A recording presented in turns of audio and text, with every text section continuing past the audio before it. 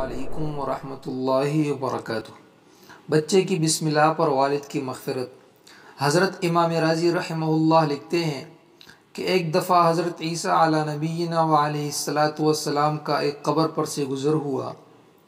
آپ نے بطور کشف دیکھا کہ عذاب کے فرشتے میت کو عذاب دے رہے ہیں۔ آپ آگے تشریف لے گئے۔ اپنے کام سے فارغ ہو کر جب دوبارہ آپ کا گزر اس قبر سے ہوا تو آپ نے دیکھا کہ اس قبر پر رحمت کے فرشتے جمع ہیں اور ان کے پاس نور کے طبق ہیں۔ آپ کو اس پر تعجب ہوا۔ آپ نے نماز پڑھی اور اس واقعے کی حقیقت معلوم کرنے کے لیے اللہ سے دعا کی۔ اللہ تعالیٰ نے وحی بھیجی، فرمایا اے عیسیٰ، یہ بندہ گناہ گار تھا اور جب سے مرا تھا عذاب میں گرفتار تھا۔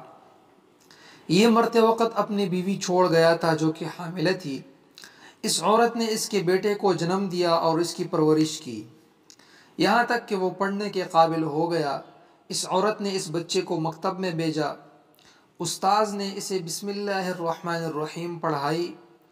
پس مجھے اپنے بندے سے حیا آئی کہ میں اس کو آگ کا عذاب دوں زمین کے اندر، اور اس کا بیٹا میرا نام لیتا ہے زمین کے اوپر۔ سبحان اللہ۔